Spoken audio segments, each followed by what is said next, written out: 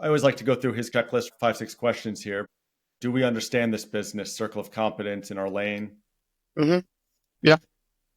Has there been steady profit and steady growth just historically on the income statement? Historically, no. That should be inflecting, but historically, no.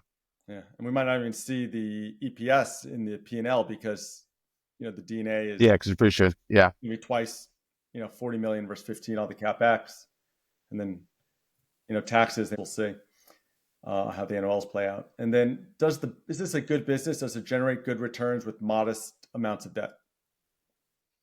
Historically, again, not great.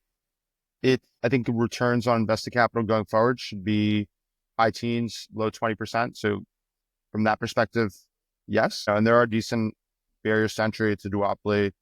The relationships with the schools are important. The ability to manage a physical retail store is important.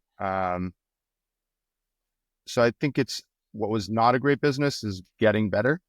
I don't know. I'd rate it an A necessarily, but it's definitely no longer like a C minus, C plus, probably higher in the B range today.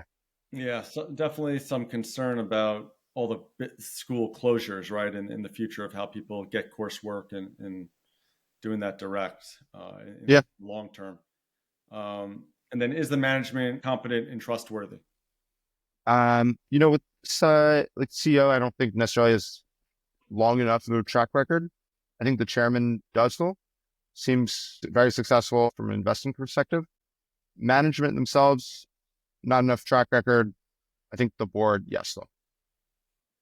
All right, and then last question is, if you had to buy 20 stocks in your entire life, would this be one of them? Probably not. I think it's unclear where this business is in 5, 6, 7 years time. I think it's in a better place in 1, 2, 3 years, 10 years down the road. I'm not really sure where this business stands. The risk of disintermediation, I don't think is very high today, but at some point it might be.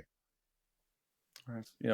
It's an undiscovered turnaround play. Maybe not a buy and hold play. Yeah, I don't think this is the next Coke or Wells Fargo or American Express. Well, let's hope it's not Wells Fargo at least.